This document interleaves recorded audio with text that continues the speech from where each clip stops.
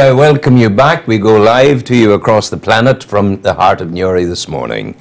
Una Walsh is with me. How are you? I'm fine. A woman of South Armagh. And when we've had him for the sport, we've had him for the cooking, we were getting rid of him.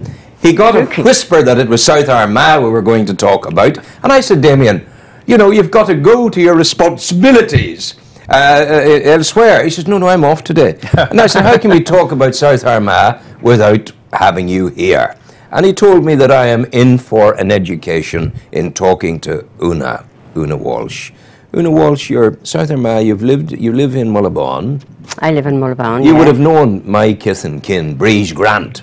Yes, Breege I live passed in away. the same estate as Breege. Well, I live beside Breege. She was a lovely, gentle wee woman. And she died, what, about 5 years ago, maybe? Yeah. Thereabouts. So you get to live on the slopes of Slieve Gullion. Yes. So what does that do to a woman? Aren't I lucky? Yes. One of my earliest memories is my father say to us, in a very poor area of South Armagh, you're a blessed and lucky people. Look at what you've around you to be born. And to give that sense to a child of their importance in a place is something that it's invaluable. It is invaluable, but I mean, you've lost the run of yourselves in South Armagh. You think you're royalty there. Descended right back to the High Kings of Ireland. We are royalty, and I can trace the Murphys right back to that. I am a descendant of Niall of the 9 Hostages, right straight back. Told you, Ron. We don't think it, we know it. It's the most beautiful. It is the most beautiful place that you could be within a small geographic space, to have the geology, the archaeology, the folklore that is in South Armagh. It's unique. There's one thing you didn't mention there. What? The joy in the hearts of the people. Oh, but I mean, the sense of their own sense of place, I think, is what is remarkable within the South Armagh area, because it's not, you could take any number of people in here to talk about South Armagh and they could do it. It's that sense of who they are and where, and maybe that comes from an area that was forgotten by the outside world to a big extent, that was ignored, and they grew within the people a self-sufficiency and a way of looking after their own. Is it any wonder that you got the poets of South East Ulster? You got McCooey, you got O'Dornin, Seamus McMurphy, Father McAlinden. No, all of the important poets. Yeah, I did indeed. I did a programme on television about them. And I don't have a word of Irish because I was very poorly served in that way at school. I didn't stay in school that long, which is another story. But when I got Jarlath Burns to read the poetry of one of the poets of South Ulster, standing in the edge of Camla Lake, I didn't need to understand the language. I just needed to listen to the sound and the musicality of the language. Absolutely beautiful. But if you stand on top of the O'Neill Vault in Cregan, and you do the last verse of McCooey's Urkill and Cregan, one thing I ask you only, one promise, O Queen Divine, and I will follow faithful, I'll follow each step of thine. If I should die in some far-off land, in my wandering east and west, in the fragrant clay of Cregan, let my weary heart have rest. And that's the sense of your people and the coming back to your people, no matter where you are. And that sense of, if you tell a child the importance of South Armagh, because people travel. My youngest are in Australia, but that core of who you are is what you bring with you. And thank God they're in Australia, because they're doing well, and they've brought the tradition and the character of South Armagh but with them. But it's the sense of that. It's waiting for them always. Yes, and that's there and that's in you, and that adds to your own strength. It does, of course. But in South Armagh, if you're standing on that tomb, on a day listening through the birdsong and the rustle of a gentle breeze in the trees, you can hear the waters of the river go down onto the bridge in the gorge there and race on down. Cregan, even in South Armagh, which is a unique place in itself, Cregan is absolutely the jewel in the crown of there, because people talk and throw away remarks about shared spaces, but Cregan is the shared space. Cregan was founded by the O'Neills of Tyrone in 1480. It became a Church of Ireland during the Reformation. It is still a practicing Church of Ireland. It is the shared graveyard of all of the social fabric of South Armagh from 1480 to the present Catholics day. and Protestants. Catholic, Protestant, the High Sheriff of Armagh, Johnson of the Fuse, who hangs Seamus Moore, who's just buried up the graveyard from him, the last of the Gaelic poets of South East Ulster. You know, there is nowhere else. Reverend Gunn Brown, you know, the Church of Ireland Presbyterian minister in Newton Hamilton, who gave of his own table, who was the first man responsible for the soup kitchens who saved people, who gave submission to the Devon Commission about the land problems of South Armagh, who stood out against, if you like, his own tradition to support all of the people of South Armagh. You know, where else could you get that amount of a shared space that is to the present day and always has been unique? Yeah, I can tell you now, we're talking about, we're looking back into the past. We're looking at the tradition. Is it changing in the 21st century? Or are the old ways been taken to build new and relevant modern values? But you see, no tradition will stay still, because if you try to keep a tradition completely static, what you'll do is kill it.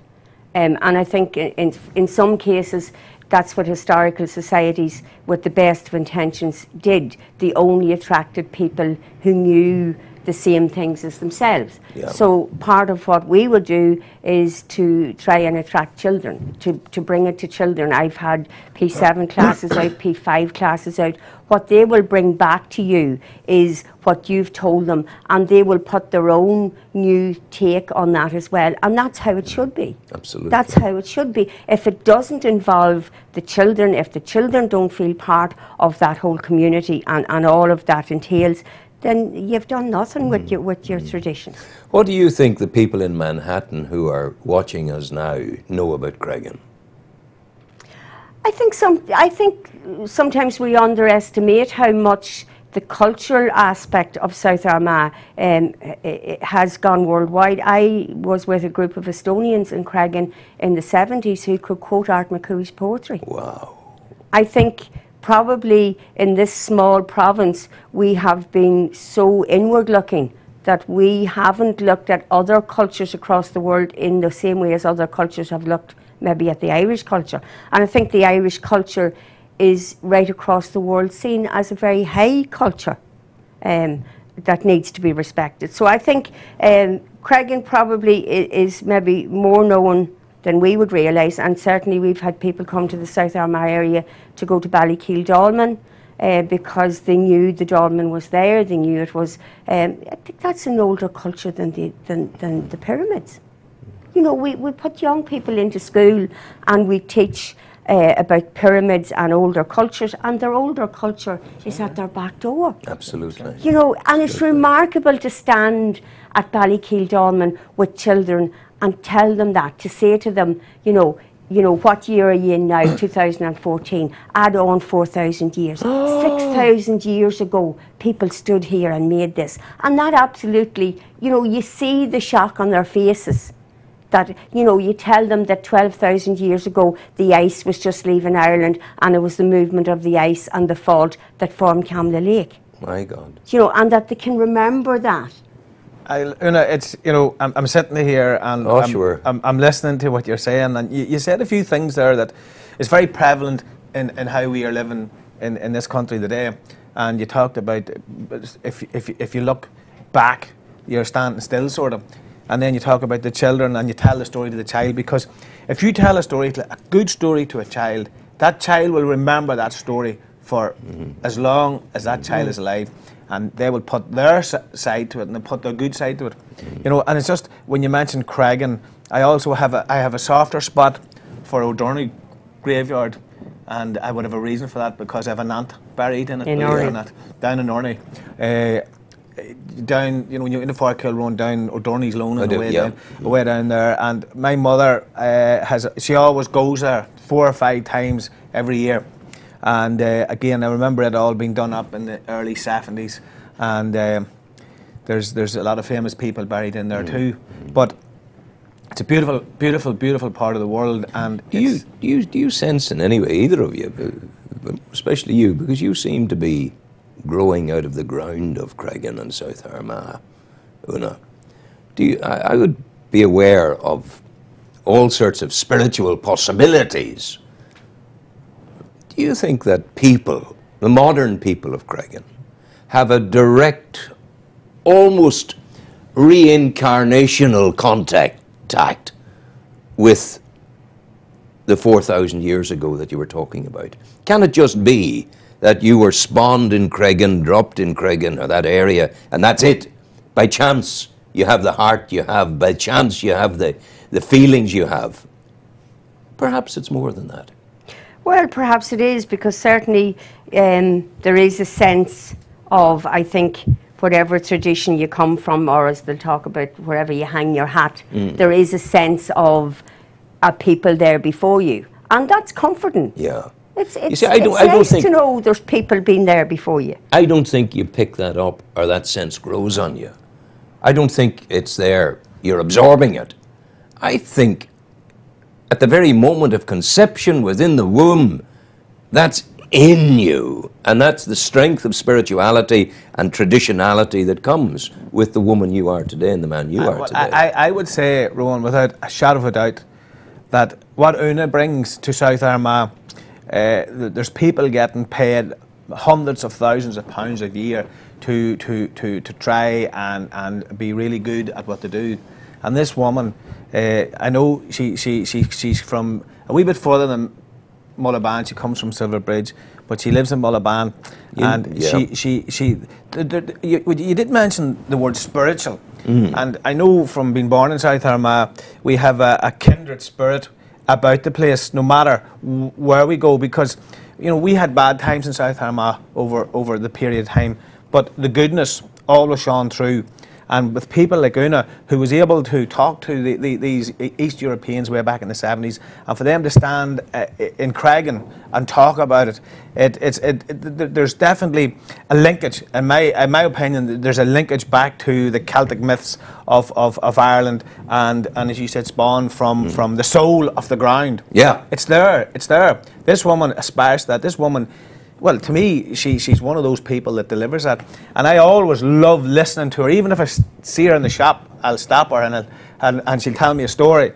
And you see, they were talking about, I had people in here from Dundalk talking about St. Bridget. And they were talking about the divine feminine. Yeah. The notion that Bridget, that femininity is divine, that there's feminine. I kind of see you in that kind of role, that there is a kind of... Well, there was that triage of women. There was Bridget and Fahad Manin and Killeavy and Brona and Restrever, and that was the dynasty of the three strong women. But I mean, the Christianity assimilated the pagan beliefs. I mean, Bridget was a pagan goddess. When Christianity came, it used what people were familiar with to bring them in. Just as if I were talking to a child and I'm talking about the passage grave at the top of Slieve Gullion, which is exactly the same as Newgrange. And as the rising sun on the solstice lights up the passage grave in Newgrange, the setting sun of the winter solstice lights up the passage tomb at the top of Slieve Gullion. And at 574 metres high, it's the highest passage grave in Ireland. If you go in on the Ring of Gullion website, you'll see it very clearly lit up on the last winter solstice. But I mean, if you bring the child there, that sense of knowledge will come with the child's growth. When you bring the child first, as I was brought, you're going to the Callebarra's cave. You're telling them about the old woman of the mountain, because first of all, the important thing is they know it's there, that they know where it is, and that you've brought them. So if you've achieved those three things with the young child, the actual knowledge of the passage grave will come with time. What it is about getting them in. It's about capturing their imagination. It's about standing in Myra Castle with a child that'll say to you, did princesses live here? Well, yes, they did. What does it matter? Myra Castle at the Gap of the North, built in 1601 by Lord Mountjoy, you know, it is the entire turning of the modern history of Ulster. because in 1601 the castle was built. 10 days before she died, Hugh O'Neill surrendered to Queen Elizabeth in 1603. He was pardoned, but the power of the Irish chieftains were gone. 1607 was the flight of the Earls, and 1609 was the plantation of Ulster. So Myra Castle is the linchpin that all of that hangs on, and that's sitting right in the gap of the north on the Slieve Malucra road that ran from Tara to Dunseverick. The road that took William of Orange to fight at the Boyne. He camped at Rathfriland and he sent General Schomberg on to check if the road was safe. You know, the other road that runs through, the Ballymorna Fada that runs through from Tara to Armagh to Ironwaha, was the road that King James was on. South Armagh, through the realms of time, has been a borderland. At different times that has meant different things, but it has always been a borderland, from one tradition, from one group of people to the other. You have painted an amazing picture there, I tell you. And I've always known it to be a remarkable place, because I was drawn to it. Many, many years ago, I swam in the lake at the top of Slieve Gullion. Hence the white hair. Hence the white hair. Yeah. So I swam in the lake. But when I had responsibility in the BBC for programmes, I discovered in the height of the Troubles, BBC technical staff, through their union, would not go into South Armagh. They refused. I'm glad to say that I changed that, because there was a programme that I introduced called the Fathom Line on radio from this part of the world, and that featured day and day, every week, South Armagh, South Down. So we began to make headway there. And do you know, I can tell you this now, because in my position as head of Radio Current Affairs in the BBC, I was often invited, not often, about twice a year with my other colleagues in the media, to Lisburn to meet the army chiefs, to be told this, that and the other. And when I talked to them about South Armagh, you know what I discovered? Now, none of us liked what happened, and we're glad to be away from all of those times. But there was a respect for people of a certain political feeling and giving it expression with a military campaign in South Armagh in those days. There was, believe it or not, a respect within the British Army for those people in South Armagh, because they acknowledged, and they did it to me, they did it to other people in the BBC when we talked. You'd have lunch with them and you'd be drinking a port afterwards and whatever. They always felt that in South Armagh they were dealing with, I suppose the only phrase is, fellow warriors, if you like, and that respect existed, where in other areas it didn't exist. But South Armagh, it was even by them regarded, by the invader, was regarded as being particularly special. Well, again, you know, what Ian said about Myra Castle and that run, even going back further than that, even into the myths of time, yes, and whether they're true or not, about the people that hung about there. Oh, they're all true. You know, well, we believe they were. Oh, you know, I know. Oh, don't even quit. Of course they're all true. And we always believe that we had one of the nicest areas in the country. There's no doubt. I mean, the game of hurling, sure, it was practiced on Slieve Gullion daily. Well, surely. The original puck, Setanta. Setanta, and how Cullen got his name. So, you know, I mean, that's, again... How did he get his name? Well, Setanta had followed on after King Conor, because he had been playing hurley and wasn't ready to go. They were going to the slopes of Slieve Gullion to Cullen's Forge. And when he arrived, the gates had been locked and were guarded, and he had fired the hurley and killed the guard dogs. So Cullen wanted to know then how could he guard his forge, and he said he would guard it until a hound was trained. So he became Cuchulainn, Hound of Cullen, which is why T. Cullen was called T. Cullen, where it's built, because that's House of Cullen. And it's that sense of, I suppose, that richness of myth and legend, and some of those myths are right across Europe. They're Celtic myths. Yeah, of course, you know, we haven't created them. They're myths that are handed on, and it's the power of the oral tradition. The Ballymona Fada, the road that comes through, that came from Tara to Armagh, that's the road that Brian Boru's funeral came down.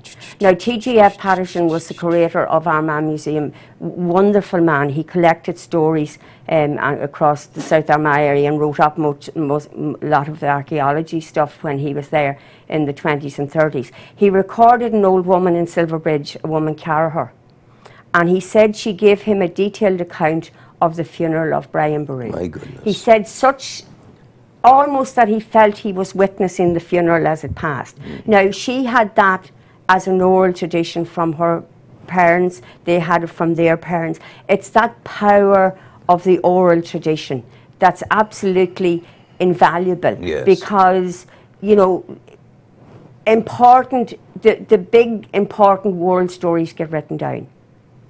The local story that is important in its own area, of high importance within its own area, doesn't get written down. You find that either in the local ballads, and that's why the local ballads and local poetry is extremely important. When we used to go outside Crossmaglen as children, my father started by Corliss Grove as I did rove, and it lined out the Corliss Mitchells football team. Now, I could line out the Corliss Mitchells football team when I was 6. And I thought, well, I knew at that stage the Rangers were playing, so I assumed that the Corliss Mitchells played when my dad was playing football. And as I got older and went to find out about it, the Corliss Mitchells were founded in 1889 and they only played football for 18 months. But because that piece of poetry had been written, the names of the men who played with the Corliss Mitchells were still in common use when I was growing up. So that's the power of that local poetry, and that's where you find the local stories are within that. The clock in Crossmaglen, when the people in Crossmaglen, the meeting house had been built, and the people in Crossmaglen had asked for a clock to put over the meeting house, the landlord of the area, in a way of making little of the people, put up a wooden clock. So a local wit had written a poem about, you know, all of the wonderful things that happen across the world, but in Crossmaglen it was one better because time could stand still, because the hands of the clock, being wooden, didn't move. And that piece of poetry is there. When the next landlord, when it was eventually replaced, there was a piece of poetry written about that. So those are the important things. Those and the oral tradition are what keeps an area alive. It's when you go into Crossmaglen, you'll hear words that are familiar in the speech pattern, and a lot of the speech pattern in South Armagh comes from an English-speaking people out of an Irish language. Yes. Because we speak indirectly. Yes. We don't use the Irish language, but we speak the English language in an Irish phraseology. Yes, yes. But when you go to the area of Crossmaglen, you get new words that aren't part of coming from the Irish. You'll get words like munya and rulla. And those words are directly from the Cant language. They are traveller words. I work with a group of traveller women, and their name is Crushin Munya, going good. Because Crossmaglen was a trading town, and travellers came to it. And those words were assimilated into the speech pattern of the South Armagh area, and every child in Crossmaglen has them. Oh, yeah, yeah. And knows exactly what they mean. But that's where they came from. Amazing. I'm going to tell you now, because when I interviewed, we're coming to the end of our chat, but when I interviewed Terry Harty about the square in Crossmaglen, one of the questions I asked him was, Terry, what is it makes the people of South Armagh special? You have answered the question. Terry didn't answer it. I told you all. He did his best, but he was great. But you have answered the question. Thank you very much. God bless you. And you're doing something, your bus tours, yeah? Yes. Tell the people finally about the bus tours. Well, most of the things we talked about this morning are part of a Ring of Gullion coach tour. And we do that in the terms of the geology, the archaeology, and the people. I mean, there's no point in talking about, and geologists and archaeologists are wonderful people, and having those in the area is special. But you have to put a soul into what's there, and the soul of any area is its people. Yeah.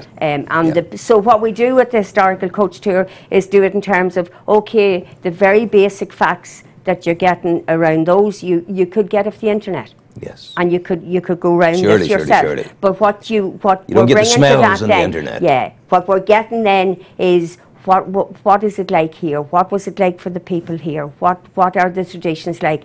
And that's what you get. When can the people go on this? On the 2nd of August, on the 16th of August, and on the 13th of September, which is Heritage Weekend. Yes. Both, the three of those leaving Bagnall's Castle at 10:30. There are 3 Saturdays, and back to Newry about 4:30, 5:45. 2nd of August is the 2nd of August, 16th of August, and the 13th of September. 13th of September. And you have a website? Ring of Gullion website. Ring of Gullion. Thank you so much, Una. Thank you so much, Damien. I told you. You told me so. I'm just sitting back here, and I drifted back to Brian Barew's funeral coming down the road, and I was reading, funny enough, about him in Ireland's Own not so long ago. So I just sat there and I was lifted into the midst of time and carried on that journey. I and see thanks very much. Larne are going to make a big thing about Edward the Bruce. It's 700 years from Edward the Bruce landed, but sure, he's buried in Fahard. Yeah, you have him as well. Music, Andrew. Music, please. Thank you very much indeed. Go well.